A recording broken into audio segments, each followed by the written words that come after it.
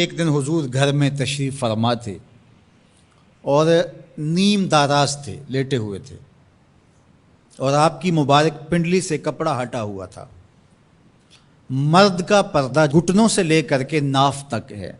فاستاذن ابو بکر فاذن لہ، تو حضرت ابو بکر رضی اللہ تعالیٰ عنہ آئے، حضور نے کہا آ جائیے۔ وہو تلک الحال، اور آقا کریم اسی حالت میں بیٹھے ہوئے تھے۔ فتحدث، وہ بیٹھے اور حضور سے ہم کلام ہوئے۔ ثم استاذن عمر، پھر حضرت عمر آئے، انہوں نے اذن طلب کیا تو حضور نے کہا آ جائیے، اور حضور اسی حالت میں تشریف فرما رہے۔ فتحدث، وہ بھی بیٹھے اور گفتگو چلتی رہی۔ ثم استاذن عثمان، پھر حضرت عثمان کی آواز آئی، حضور میں اندر آ سکتا ہوں؟ فجلس رسول اللہ صلی اللہ علیہ وسلم، حضور سیدھے ہو کے بیٹھ گئے۔ وسوى ثيابه، اور جلدی جلدی اپنی پنڈلی کے اوپر کپڑا ڈال دیا۔ جب یہ لوگ چلے گئے، حضرت ابو بکر رضی اللہ تعالیٰ عنہ بھی، حضرت عثمان بھی، حضرت عمر رضی اللہ تعالیٰ عنہم چلے گئے۔ قالت عائشہ رضی اللہ تعالیٰ عنہ، حضرت عائشہ فرماتی ہیں میں نے کہا حضور ابو بکر آئے تو آپ بیٹھے رہے، جنبش نہیں کی، کپڑا سیدھا نہیں کیا۔ حضرت عمر آئے تو آپ اسی حالت میں رہے اور باتیں چلتی رہیں، لیکن جب عثمان آئے تو پھر آپ ایک دم اپنا کپڑا سیدھا کرنے لگے اور اٹھ کے بیٹھ گئے۔ تو سنو میرے حضور نے کیا جواب دیا۔ کہا میں اس سے حیا نہ کروں جس سے اللہ کے فرشتے بھی حیا کرتے ہیں۔ کتنا بد نصیب ہے جو حضرت عثمان غنی پہ زبان درازی کرتا ہے۔ یہ عثمان وہ ہیں جس سے اللہ کے فرشتے بھی حیا کرتے ہیں۔ اللہ اکبر، یہ عظمت حضرت عثمان غنی رضی اللہ تعالیٰ عنہ۔ فرماتے ہیں حضرت مرہ بن قاب رضی اللہ تعالیٰ عنہ، حضور نے فتنوں کا ذکر کیا، فرماتے ہیں فمر رجل مقنع فی ثوب، ایک شخص گزرا اور اس نے اپنے سر کے اوپر چادر اوڑھی ہوئی تھی، وہ چادر سے اپنے چہرے کو ڈھانپا ہوا تھا۔ فرمایا جب فتنے ہوں گے اور بہت فتنے اتریں گے تو یہ شخص جو گزر رہا ہے، یہ چادر اوڑھے جا رہا ہے، یہ اس دن حق پہ ہوگا، یہ ہدایت پہ ہوگا۔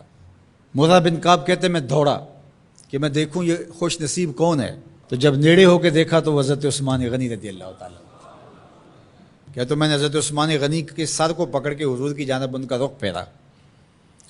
فقلت ھذا، میں نے کہا حضور یہ؟ کالا نام، کہا ہاں یہی۔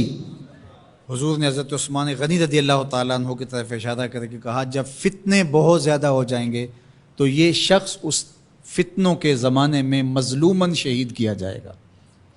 تو حضرت عثمان غنی رضی اللہ تعالیٰ عنہ پر 40 دن تک پانی بند رہا، اپنے گھر میں معصور ہو کے رہ گئے، سخت اذیتیں کاٹیں۔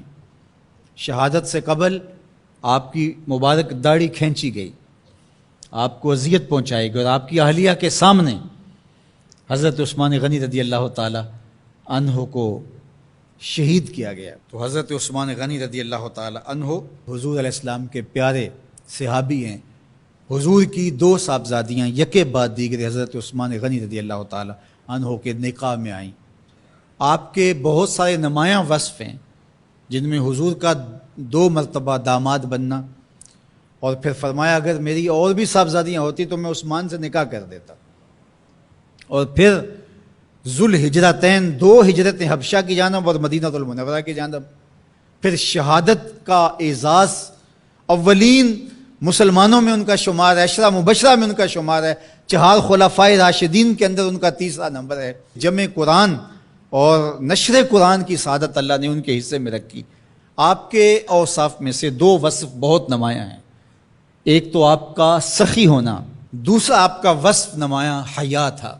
تو آج حضرت عثمان غنی رضی اللہ تعالیٰ عنہ کی ان صفتوں کو، حیا کو اپنے کلچر میں فروغ دینے کی ضرورت ہے، اپنی معاشرت میں فروغ دینے کی ضرورت ہے۔ ایک مرد ہو کے اتنا حیا دار، تو پھر عورت ہو کر حیا کی چادر پھاڑ دے اور وہ اس کو آزادی کا نام دے، تو اس سے وہ نسوانیت کا نور رخصت ہو گیا۔ اقبال نے کہا تھا جس علم کی تاثیر سے زن ہوتی ہے نازن، کہتے ہیں اسی علم کو ارباب نظر موت۔ تو حضرت عثمان غنی رضی اللہ تعالیٰ عنہ حیا اور سخاوت کے بہرے بے کراں تھے۔ بزرگوں کی سیرت اس لیے بیان کی جاتی ہے کہ ان کے نقوش پا کو اختیار کرنے کا جذبہ پیدا ہو۔ ان کا ذکر کرنا اس امت پر قرض ہے، اور ان کی محبت اور ان کا پیار اس امت کے رگ و ریشہ کے اندر محو نفوذ ہونا چاہیے۔